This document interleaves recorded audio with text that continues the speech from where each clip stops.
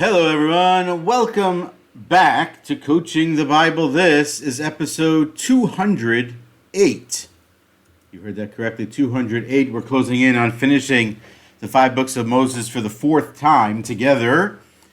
And this is season 4, episode 48. Also, we are sort of almost within the window of the high holidays. We're about 2+ weeks away, which is a little bit nuts, but okay, really important. So this is, season 4, episode 48, number 208. Our topic of the week is on turning a blind eye, effectively the concept of willful blindness. Let's dive in first to our win of the week and then our learning of the week. Our win of the week is simply this. I had the opportunity this week, early in the week, to speak at an event, a celebration event, post-wedding, one of the weddings that we celebrated last week, and to share a few words with the bride and the groom, with those attending. And it was really the first time I had spoken publicly in any format in a long time, and share an idea of mine that I had been sort of contemplating and working on in my own head, and share that out loud with them there. And that in and of itself was a win, like having been asked to do that, taking the time to prepare, working it through, building it out, sharing it, felt good. So that was a real win for me, admittedly. Selfish win. Last week we were celebrating others' weddings and celebrations and friends. And this week is this opportunity to speak publicly. The learning of the week is actually attached because I got to figure out more ways to do that. I do like speaking publicly. I've enjoyed it over the years. I've done it a lot over the years. And over the last number of years, I've really stopped. And it's something that I actually enjoy. I enjoy being in front of an audience. I enjoy preparing. I don't like the stress or the anxiety that comes along with preparing. But at the same time, like, that's what it comes with. There's nothing you can do about that. So I got to figure out perhaps other ways and opportunities to present publicly on, I'm not sure what topic it has to be. Obviously, it would be something that I would be interested in, something that I'm passionate about, but I'd have to figure out what that is, where that is, what the venue is, what the format is. Okay, but anyway, that's the win of the week and the learning of the week. So our topic of the week is turning a blind eye and being mindful and appreciative of the concept of willful blindness. And we're going to explore, like we always do, the origin of the term, the psychology behind the term, why leaders fall into the trap of turning a blind eye, and as always, some sort of an actionable strategy that you can use. So we know the term turning a blind eye, but the question becomes as to sort of, where does it come from? What's the danger? What are the signs for me as a leader, or you as a leader, that I can be more aware of something like this? So to set the tone, here's a great quote from Simon Sinek. I believe we've actually discussed this quote before, but if not, it's worth it again. Leadership is not about being in charge. It's about taking care of those in your charge. The quote really frames our discussion. Leadership is about responsibility, and when we turn the blind eye, we fail those we are meant to serve. And if we talked about over time servant leadership, where the role of the great leader is to make great leaders, then turning a blind eye to their failures, to their foibles, to their mistakes, to the dangers that surround them and us, really not a good idea. So where does it come from? It's one of those phrases that clearly has a history. The question is, where does it come from? It actually comes from the Battle of Copenhagen in 1801. The admiral of one of the British fleets was a gentleman by the name of Horatio Nelson. He was second in command during the battle, and he was actually commanded by Admiral Sir Hyde Parker to effectively retreat.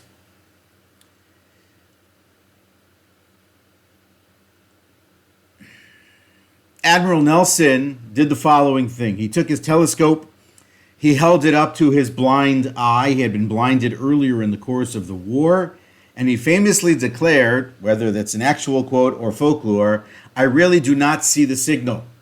And so he was signaled to retreat.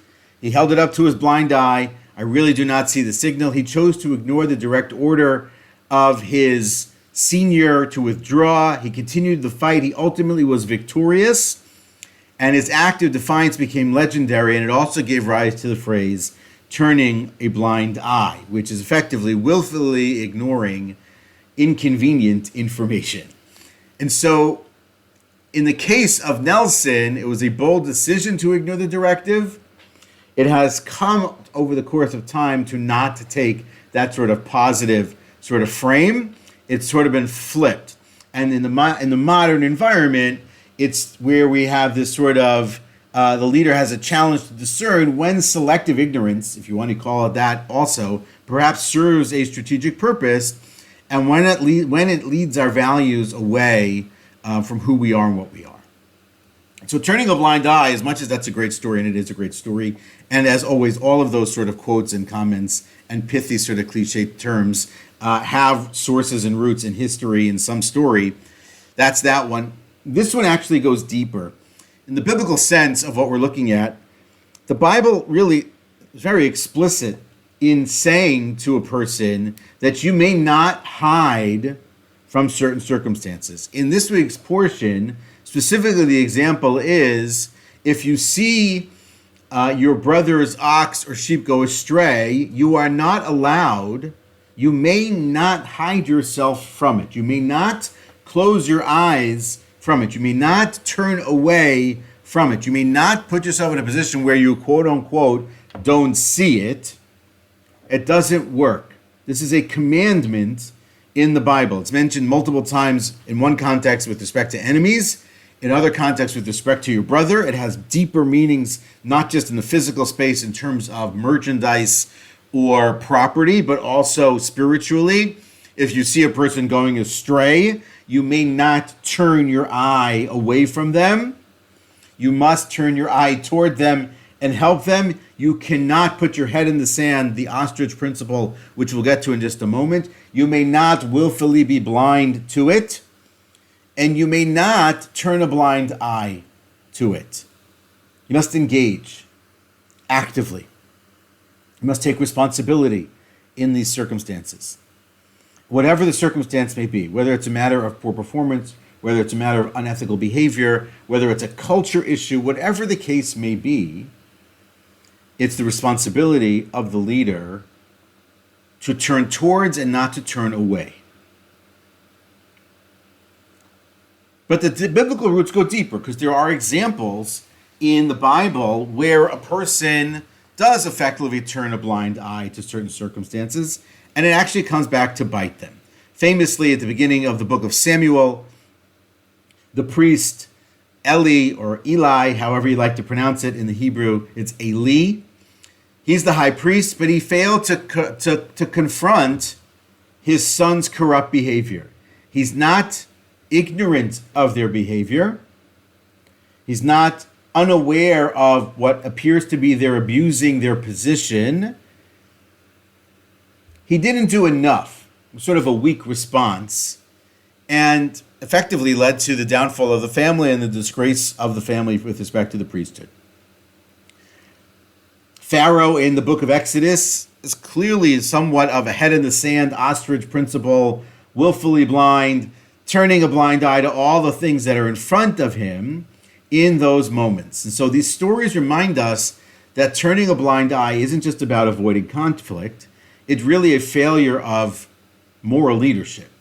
The call to act ethically, in the case of Eli, and the responsibility to the people, in the case of Pharaoh, is a timeless responsibility and challenge really for every leader. So let's differentiate a little bit between some terms, because I think it's super important to help. So here we go. Turning a blind eye.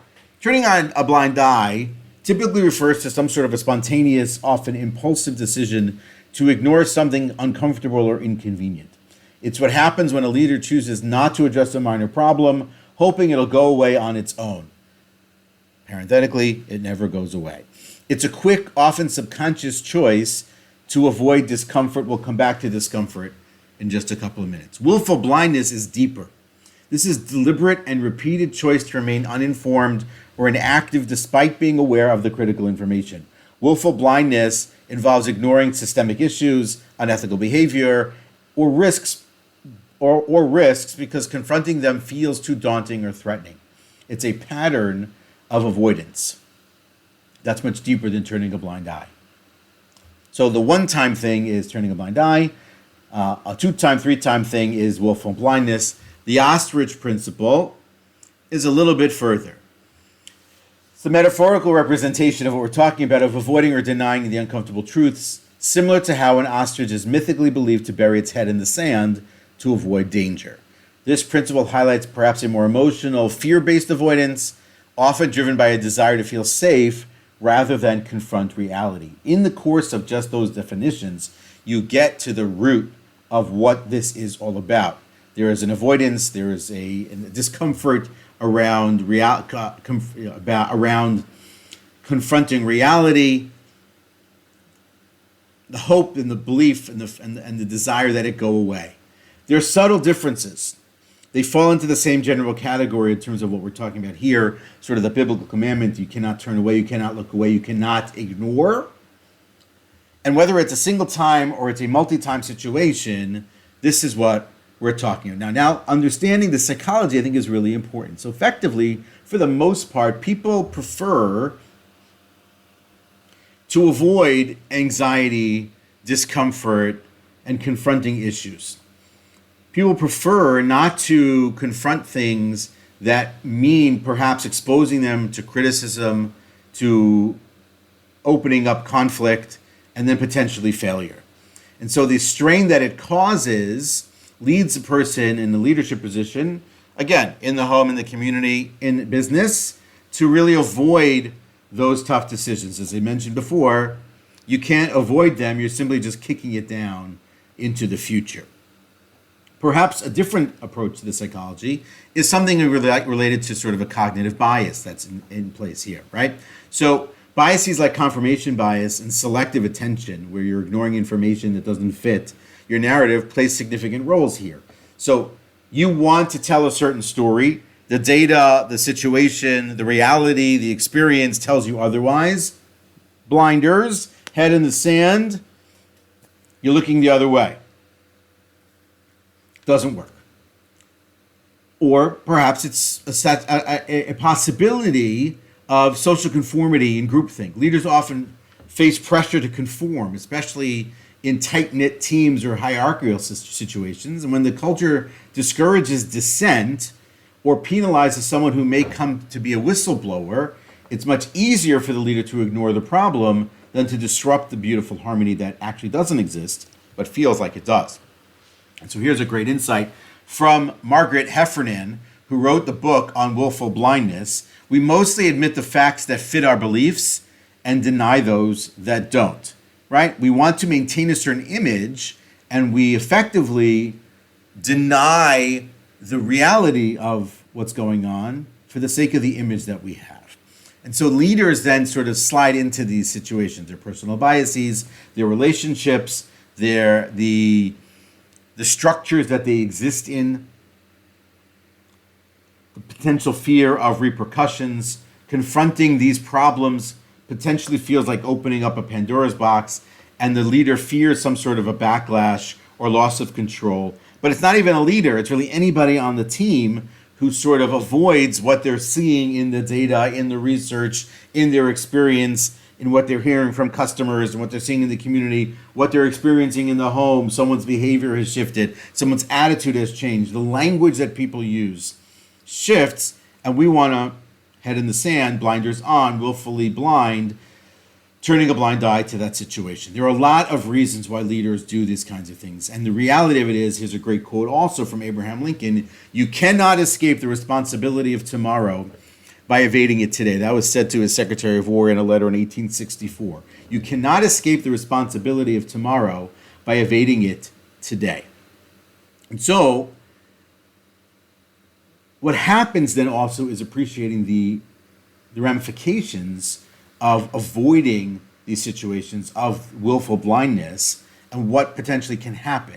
You're amplifying the risk that could be in play by ignoring it once, by ignoring it twice, by explaining it away for yourself that it's not a big deal, that it's not systemic, that it's a one-time thing, that this employee, okay, bent the rules one time, you're actually amplifying risk in that situation, because let's just say that the second time or the third time or the fourth time, you're not going to do it again. It also creates an erosion of trust and culture around the team. When the leader turns a blind eye, you're setting a precedent. Employees see what you're doing and what you're not doing.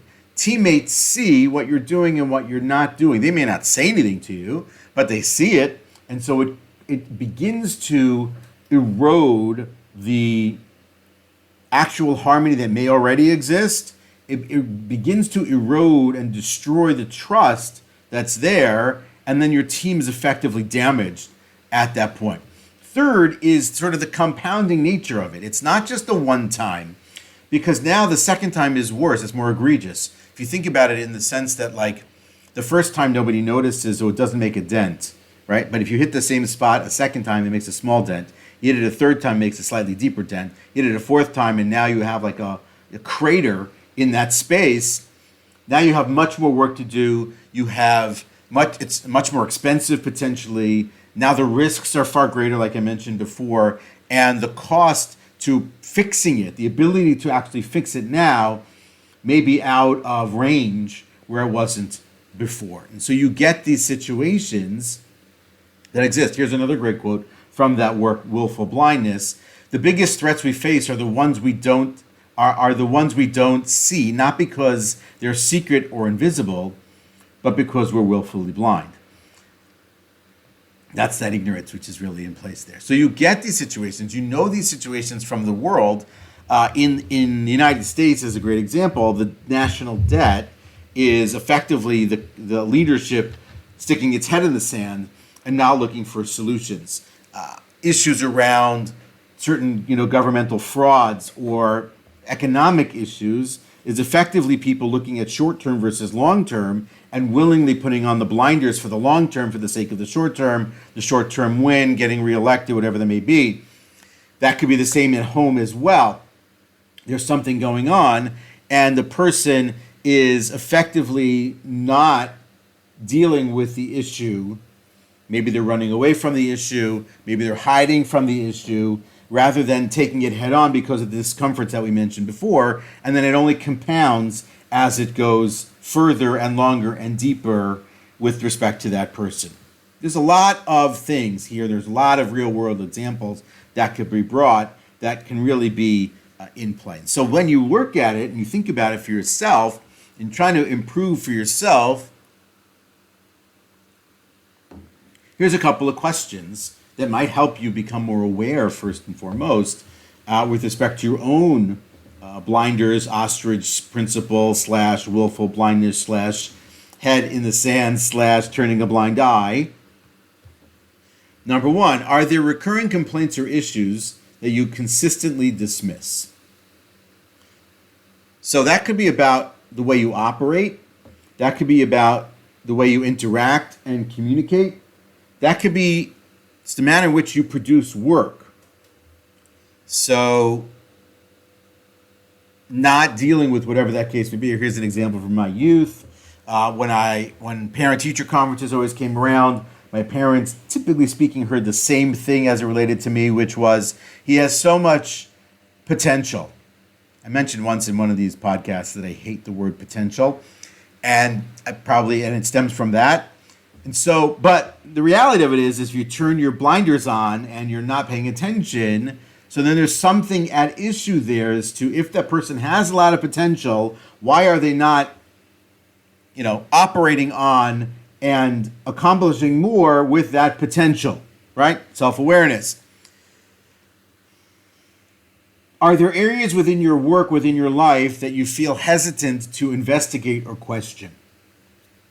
That perhaps is a situation or a space where you're putting your blinders on, you're putting your head in the sand. This is also the case in team dynamics, where you're looking at what's going on and what's not going on, and you're thinking about how to improve. You can appreciate that there is potentially some sort of a blinder situation going on, and you have to deal with it and work on it. And so you might want to create some sort of a framework like we always do.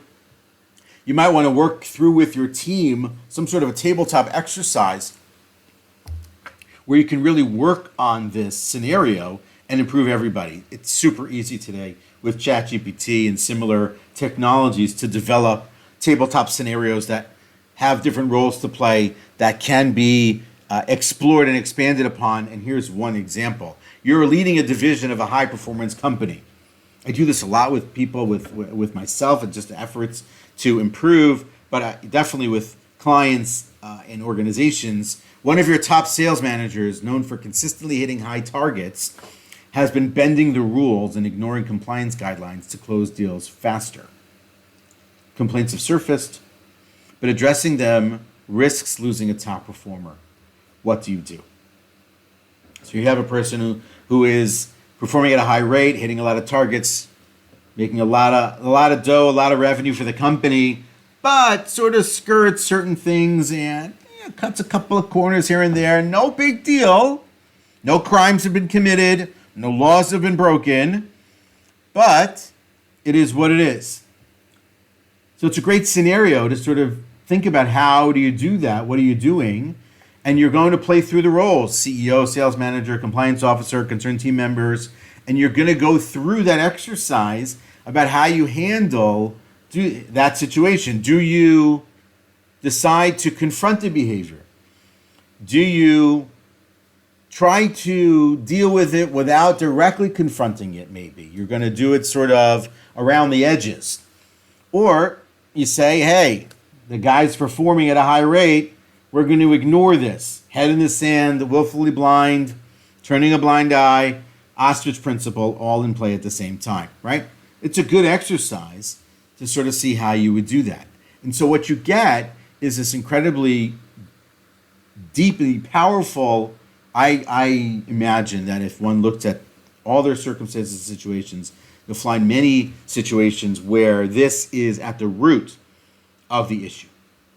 Where you're not communicating or something is because there is some sort of deeper issue at play that's super uncomfortable and difficult to deal with, and feels like the Pandora's box that we mentioned before, but may actually, once scratched, lead to much greater growth and opportunity into the future. So these are really the way to sort of go about that, thinking about how and where I do this and where I don't do this, where I'm good about this, where I'm not good about this, why I'm good about it in those situations, or what about those situations makes me operate, act, not allow it to continue, where in other circumstances I do turn the blind eye. Really important set of questions. And to finish it out with a quote, as always. Sorry, just trying to find that quote. Here's a quote. It goes like this. This is from Nassim Nicholas Taleb. If you see fraud and do not say fraud, you are a fraud. You know, I like that quote, but I don't love it as much as this quote from Maya Angelou, which I think I'm going to end with today instead. Maya Angelou has this quote, which is this: we are only as blind as we want to be. That is Coaching the Bible for this week. Look forward to seeing you next week. As always, have a wonderful weekend and a beautiful, wonderful week ahead. Talk to you soon.